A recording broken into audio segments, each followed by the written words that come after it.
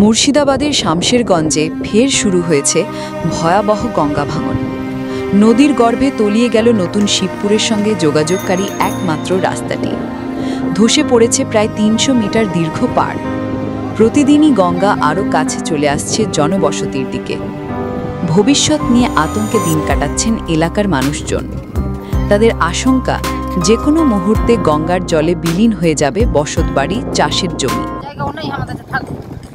স্কুলে থাকার ব্যবস্থা বলছিল, স্কুলে যদি থাকতে যাইতে থাকবে বলছিল সবাই, যদি থাকতে দিবে কি দেবে না কে জানে, কোন করে বললো যে বলেছিলেন বিডিআর মানে কোন জায়গায় পুলিশ ছিল ইসে থানা নাকি বলেছিল।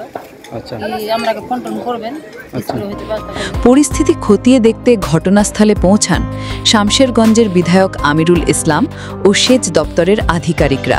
তবে প্রশ্ন থেকেই যাচ্ছে, এই ভাঙন রোখার জন্য স্থায়ী পদক্ষেপ কবে? প্রচণ্ড জলের স্রোত এবং নদী কানায় কানায় পূর্ণ, আর প্রচণ্ড বৃষ্টিপাত, এই তিনটা কারণেই এখানে ভাঙন দেখা দিছে। আর যদিও জরুরি ভিত্তিতে তৎপরতার সঙ্গে আমাদের সেচ দপ্তর সকাল থেকে এখানে কাজ শুরু করেছে। বুঝতেই পারছি যে একটা মানুষের ঘরবাড়ি চলে যাওয়া মানে তারা রাস্তায় বসে যাওয়া।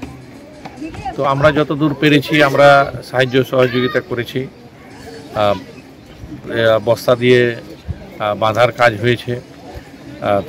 তার ফলে আমরা দেখি যে কিছুটা হলেও ভাঙনের যে প্রকোপ ছিল ব্যাপক হারে, সেটা কিন্তু কমেছে।